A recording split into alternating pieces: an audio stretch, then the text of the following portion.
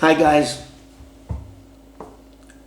Today we're going to talk about the investigation and how Brian Molese was ultimately convicted of the 3 homicides that took place in Fairlawn on March 25th, 1979, and what my involvement was. So when I was, well, first of all, I befriended him in Greenhaven Prison. That's in the first vlog that I did. But those of you guys that don't want to go back and watch that one, I'll try to give you a fast recap of what we're going to be talking about and how I got to meet him. So I met him in prison in 1975.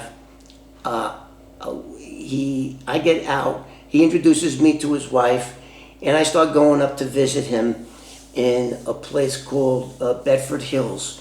It was a minimum security prison for women and for men who are going to be released into halfway houses and things like that, work release. So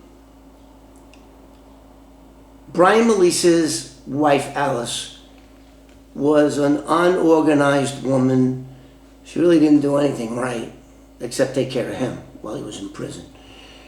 So the house was messed up anyway. So I go there, I fix up the house. The town was going to foreclose on the house because she just didn't, although she owned the house outright, she didn't pay property taxes. So now they were like $9,000 or something like that. So Alice inherited the house, sterling silver, a bunch of antique jewelry, pretty expensive stuff. And so now I find out through her that they're going to foreclose, and Alice doesn't know what to do. And I go, okay, what kind of assets do you have that I can either sell or pawn? And she came up with antique sterling silverware and all the jewelry. I took them to a place called Providence Loan and Pawn Shop on Fordham Road in the Bronx. And I sold all that stuff to get enough money so that when Brian Molese got out, he had a house, okay?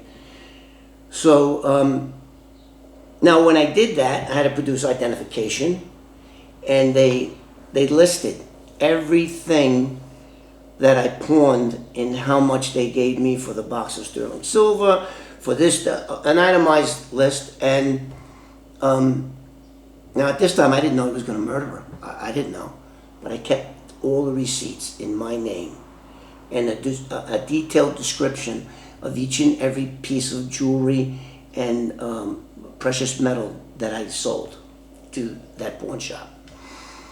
So now that was a big factor. You know, Brian Molese, when he wasn't that smart, because he knew that I sold all that stuff. And what he did was he used all that jewelry as a reason why someone broke into the house and then killed the 3 people.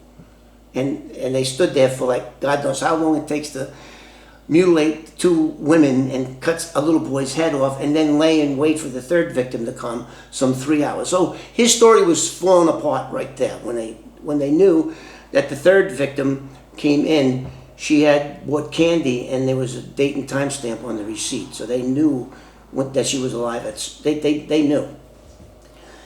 Okay, so then he gets arrested. So what happens is I testify before a grand jury, and now I tell him all the stuff that I pawned. He, like a carbon copy, told the police all the things that was stolen in the house. And both lists were identical, with the exception of he claimed that he had a ring that was once owned by King Farouk. And that made the papers, the King Farouk ring. But of course, there was no King Farouk ring. But when you matched up the both lists, they were identical. So that's what really got him. Plus, sometime in 1977, he solicited me to murder his wife and there was a report generated by the New York City Police Department and the Manhattan District Attorney's Office. So that piece of evidence, tied in with my testimony, is what got him convicted. And now, I think that we're just going to leave this blog for now, and then I'm going to get into Mad Dog Sullivan and what his role in this murder was, and what happened to Brian Molese. You're gonna love that one. Okay, peace.